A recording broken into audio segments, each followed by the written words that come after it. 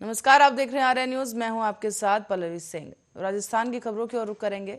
राजस्थान में कोरोना के नए वेरिएंट ओमिक्रॉन के सबसे ज्यादा मामले जयपुर से सामने आ रहे हैं।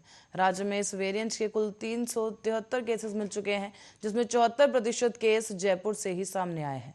राजधानी में अब तक 275 केस सामने आ चुके हैं, जबकि जयपुर के बाद अजमेर दूसरा ऐसा शहर है जिसमें इस वेरिएंट के संक्रमित 20 मरीज हैं।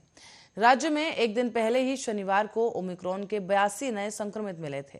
चिंता की बात यह है कि इनमें भी सबसे ज्यादा करीब 69 केस सिर्फ जयपुर से ही सामने आए थे। दूसरे राज्यों से आने वाले 4, चित्तौड़गढ़ में 1, जोधपुर में 1, सीकर में 2, अलवर में 3, करौली में 1, भरतपुर में 1 ओमिक्रॉन के संक्रमित मरीज मिले। और अब तक जयपुर में 275, अजमेर में 20, दूसरे राज्यों से आने वाले 12, अलवर में 11, उदयपुर में 9, सीकर में 8, प्रतापगढ़ में 7, भीलवाड़ा में 7, कोटा में 6, जोधपुर में 4, बीकानेर में 3, सिरोही में 3, हनुमानगढ़ में 2, भरतपुर में 2, धौलपुर में 1, कुरेलो में 1, झुंझुनू में 1, चित्तौड़गढ़ में 1 ओमिक्रॉन संक्रमित मिल चुका है। राजस्थान में 8 जनवरी को 4108 नए संक्रमित मरीज मिले, जबकि 227 मरीज रिकवर कर चुके हैं। हॉटस्पॉट्स बने जयपुर में सबसे ज्यादा 1866 केस सामने आ चुके हैं। जोधपुर में 515 केस दर्ज किए गए। प्रदेश में एक्टिव केसों की संख्या अगर बात की जाए तो यह आंकड़ा 10,287 से बढ़कर 14,166 पहुंच गया है। जालौर जिला ही कोविड की तीसरी वेव से अब तक बचा हुआ है, जहां 0 केस रिकॉर्ड किए गए। कोविड से बचाव के लिए सरकार ने वैक्सीनेशन अभियान में तेजी कर दी है।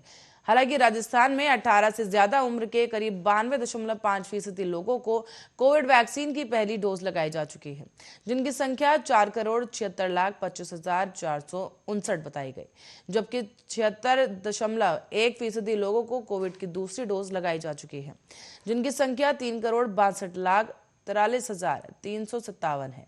15 से 18 साल के बच्चों की बात करें तो इस वैक्सीनेशन ड्राइव भी तेजी के साथ इसको चलाया जा रहा है और इस एज ग्रुप के करीब 38.6% बच्चों को वैक्सीन की डोज लगाई जा चुकी है, जिनकी संख्या फिलहाल 17,95,442 है।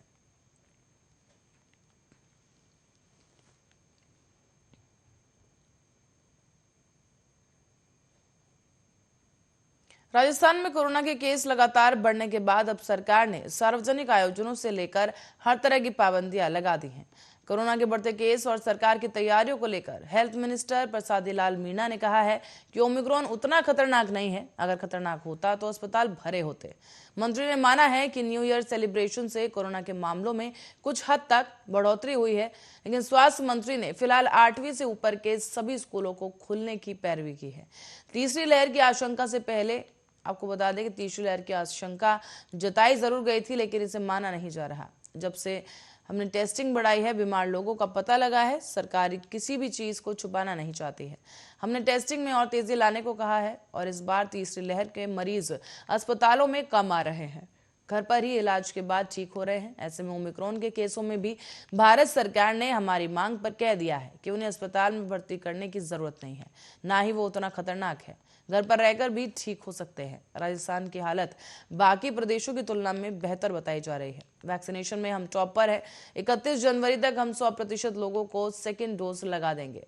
दिसंबर में 1.31 करोड़ डोज लगी, जबकि 31 जनवरी के बाद हम बिना वैक्सीन सब जगह नो एंट्री कर देंगे। प्रसादी लाल मीणा ने आगे ये भी बताया है कि स्कूलों में बच्चों को कोरोना हुआ, उसके बाद 8वीं तक के स्कूल बंद करने का फैसला किया गया। शिक्षा विभाग से चर्चा करके जहां भी आवश्यकता हो सकती थी वहां पर 8वीं तक के स्कूल बंद करने का फैसला किया गया है।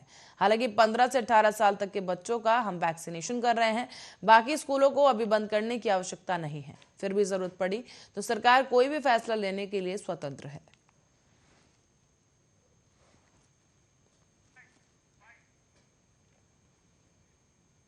और पंचायत समिति चुनाव में हार से नाराज एक महिला ने विधायक पर चप्पल जड़ दी। बता दें कि भाजपा विधायक मदन दिलावर की मौजूदगी में स्थानीय नेता की चप्पल से पिटाई कर दी गई।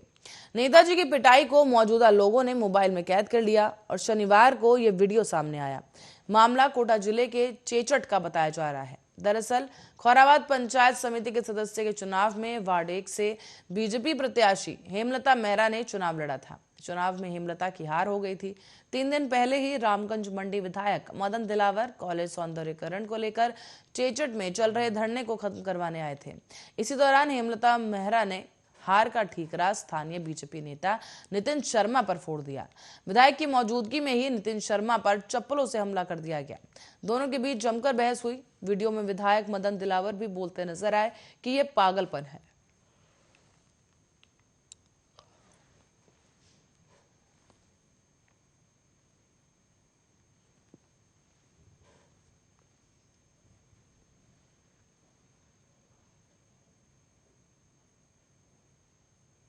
जो ताज़ा तस्वीरें आप देख रहे हैं वो लगातार आपको हम दिखा रहे हैं आरएन न्यूज़ के जरिए। ये उसी वक्त की तस्वीरें हैं जब ये हंगामा हुआ और महिला ने